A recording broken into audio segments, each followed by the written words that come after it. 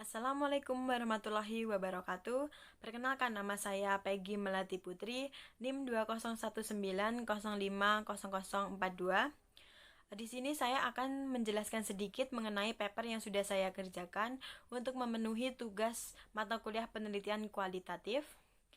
Baik, di sini saya mengambil judul Tata Kelola Potensi Sumber Daya Daerah melalui penerapan e-government, studi kasus penggunaan web e-warung oleh pemerintahan Kabupaten Magetan.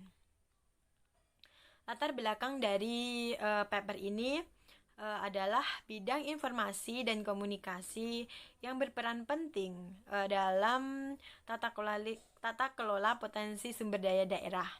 Dan juga ada penerapan e-government dalam penggunaan web e-warung atau elektronik warung gotong royong di Kabupaten Magetan. Ada juga peran pemerintah melalui e-government dalam peningkatkan potensi sumber daya daerah Kabupaten Magetan dengan menggunakan web e-warung. Untuk rumusan masalahnya dan tujuan adalah bagaimana perkembangan potensi sumber daya daerah sejak diadakannya web e-warung serta bagaimana peran pemerintah dalam keikutsertaan pengelolaan web e-warung untuk meningkatkan potensi sumber daya daerah di Kabupaten Magetan.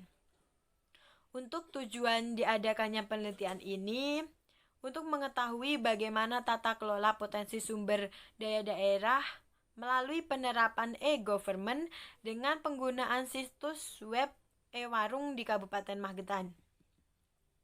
Untuk teorinya saya mengambil teori dari Carl G. Wiesladt 15 Agustus 2007 dalam website e-government adalah menggunakan teknologi informasi dan komunikasi untuk mempromosikan pemerintah yang lebih efisien dan penekanan biaya yang efektif, kemudian fasilitas layanan terhadap masyarakat umum dan pembuatan pemerintah lebih bertanggung jawab kepada masyarakat itu sendiri.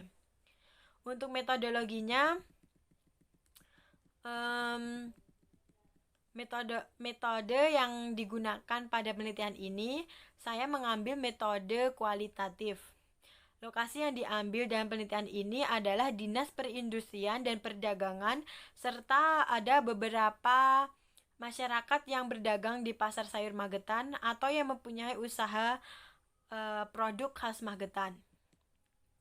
Tempat lokasi penelitiannya di tempat Pasar Sayur Magetan atau deret kios beras. Dengan menggunakan pendekatan ini, diharapkan akan menghasilkan data deskriptif berupa kata-kata tertulis atau lisan orang-orang dan perilaku yang dapat diamati.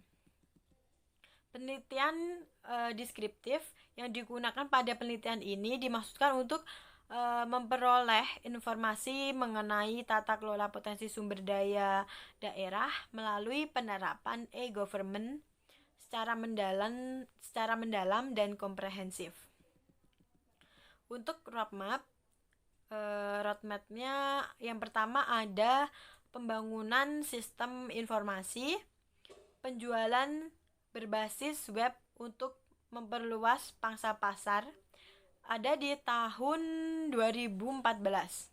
Dan yang kedua ada penerapan e-commerce berbasis business to customer untuk penjualan produk unggulan ada pada tahun 2017. Dan yang ketiga ada perluasan jaringan penjualan berbasis web dengan melakukan promosi di sosial media dan juga ada sosialisasi untuk memperluas jaringan penjualan. Itu ada di tahun 2017 sampai tahun 2019.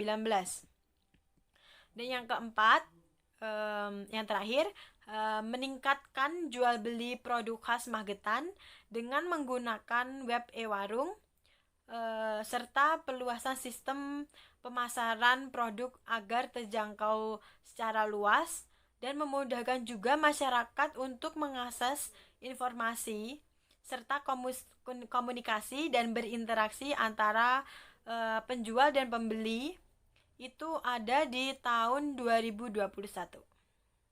Baik, segitu dulu penjelasan dari saya. Jika ada kata yang salah, saya mohon minta maaf. Wassalamualaikum warahmatullahi wabarakatuh.